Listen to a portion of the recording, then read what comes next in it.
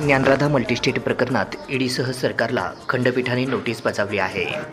Dnyanradha multi-state cooperative credit सोसायटीच्या लाखो ठेवीदारांची फसवणूक झाल्याच्या प्रकरणात ठेवीदारांनी मुंबई उच्च न्यायालयाच्या औरंगाबाद खंडपीठात 11 जणांनी याचिका दाखल केल्या आहेत। या प्रकरणी खंडपीठाने आता नोटीस बजावली आहे, अशी माहिती आज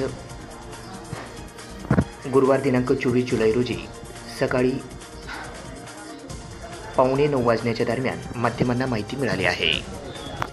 सदर याचिकेची प्राथमिक सुनावणीत ईडी, केंद्र शासन, राज्य शासनासह प्रतिवादींना नोटीस बजावण्याचे आदेश न्यायमूर्ती मनीष पितळे, न्यायमूर्ती वाय.जे. खोब्रागडे यांनी दिले आहेत। याचिकाकर्त्यांमध्ये छोटे व्यापारी, शेतकरी आणि निवृत्त कर्मचारी यांचा समावेश आहे, ज्यांनी आपली बचत ज्ञानराधा मल्टीस्टेट कोऑपरेटिव्ह क्रेडिट सोसायटीमध्ये मुदत ठेवून मुदत म्हणून ठेवली होती।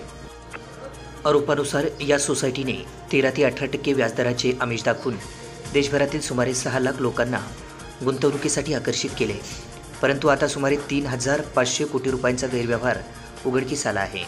यात चौकशी आणि मालमत्ता जप्ती प्रकरणी माजलगाव, बीड, जिंतूर येथे गुन्हे दाखल आहेत। त्यामुळे अनेक ठेवीदारांचे पैसे अडकून पडले आहेत। त्यांना मोठ्या आर्थिक अडचणींचा सामना करावा लागत आहे। परिणामी संविधानाच्या कलम 21 अंतर्गत सन्मानाने जगण्याच्या अधिकाराचे उल्लंघन होत आहे।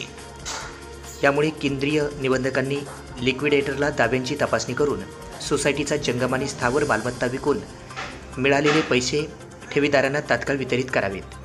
ईडी आणि एमपीआयडी कायद्याअंतर्गत जप्त केलेल्या सर्व मालमत्ता लिक्विडेटरकडे हस्तांतरित करण्याचे निर्देश द्यावेत।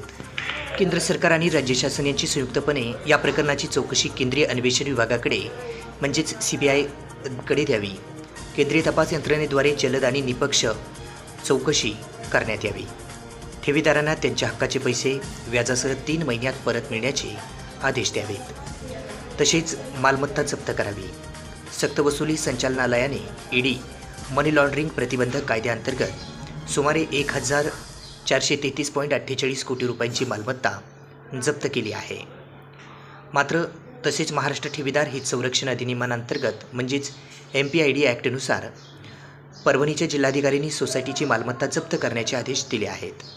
प्राथमिक सुनावणीत खंडपीठाने प्रतिवादींना त्यांचे म्हणणे मांडण्यासाठी नोटीस बजावले आहेत।